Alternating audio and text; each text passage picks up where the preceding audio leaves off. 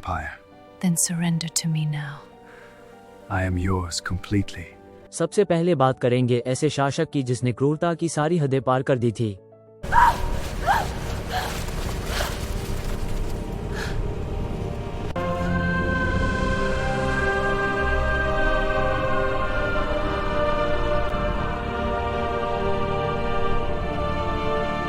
Roman सम्राट कैलिगुला ने केवल 4 साल तक राज किया था, हालांकि इस दौरान वह खूंखार और क्रूर होने के लिए सबसे ज्यादा फेमस हुआ।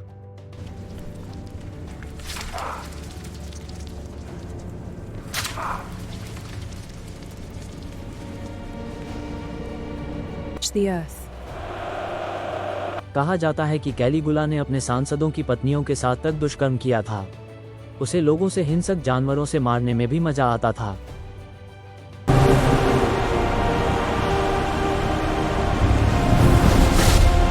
कैलिगुला अपनी क्रूरता, फिजूल खर्ची और यौन विकृति के लिए प्रसिद्ध था। Empire. Then surrender to me now. I am yours completely. उनके शासनकाल के पहले 6 महीने नागरिकों के लिए शुभ रहे, लेकिन उसके बाद वे एक विक्षिप्त तानाशाह बन गए।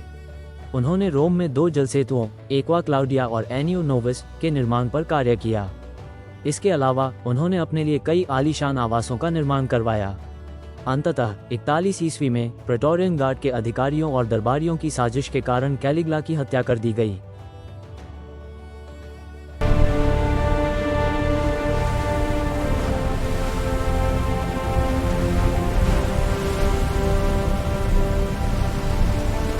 उनकी मृत्यु के उसी दिन कैलिगुला के चाचा क्लॉडियस को अगला रोमन सम्राट घोषित किया गया। हालांकि भले ही जूलियो क्लॉडियन राजवंश ने 68 ईस्वी में उनके भतीजे नीरो के पतन तक साम्राज्य पर शासन करना जारी रखा, लेकिन पुरुष प्रतिनिधियों में कैलिगुला की मृत्यु को जूलियो सीजर्स वंश का आधिकारिक अंत माना गया। रूस के इस खूंखार शासक का असल नाम इवान वासिलीविच था। अपनी पत्नी अनातासिया की मृत्यु के बाद वह पागल हो गया था। उसने ओप्रिचनिकी नाम के एक समूह का गठन किया था, जिसने पुजारियों की हत्या की, कई परिवारों को पानी में डुबो दिया और बिजनेस को भी बर्बाद कर दिया। ओप्रिचनिकी परिवार अत्यंत निर्दयी था। इवान को जिस किसी पर भी बेवफाई का शक होता, उसे यातनाएं देकर बेरहमी से मौत के घाट उतार दिया जाता था। मौत की सजा के लोकप्रिय तरीकों में जिंदा उबालना। This is the price of defiance. Thy fangs blaze your prejudice in the bed of just your treachery. Let this be a lesson to all. सूली पर चढ़ाना, खुली आग पर भूनना या घोड़ों से कुचलकर टुकड़े टुकड़े कर देना शामिल थे।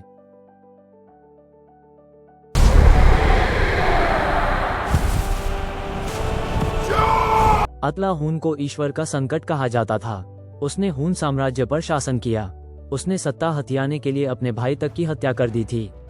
कहा जाता है कि अतला ने रोम को पूरा बर्बाद कर दिया था। हून लोग लुटेरे योद्धाओं के रूप में विख्यात हैं। रोमन साम्राज्य की सीमाओं पर पहुंचे जब यह साम्राज्य लड़खड़ा ही रहा था। फिर कुछ दशकों बाद फौजी नायक अत्तिला के नेतृत्व में हूनों ने इसे पूरी तरह से पतन की ओर धकेल दिया।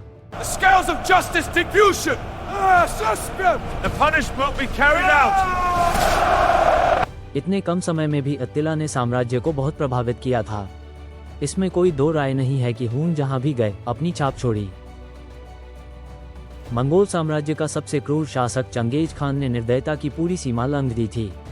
सत्ता के लिए उसने लाखों लोगों का नरसंहार किया था। उसकी सत्ता की भूख ने सेंट्रल एशिया से लेकर यूरोप को तक लाल खून में रंग दिया था।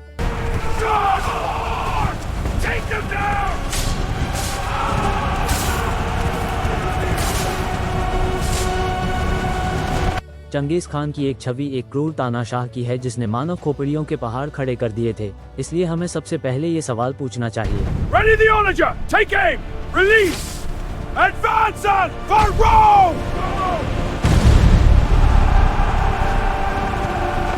उसके युद्धों और विजयों के परिणामस्वरूप कितने लोग मारे गए? इसका जवाब, चाहे कितना भी सटीक क्यों न हो, 3 मुख्य कारणों से केवल अनुमान ही लगाया जा सकता है। प्राचीन और मध्ययुगीन इतिहासकार अक्सर संख्याओं को गुना करते थे, कभी कभी 10 गुना तक, इसलिए हमें उनके आंकड़ों को विश्वसनीय नहीं मानना चाहिए।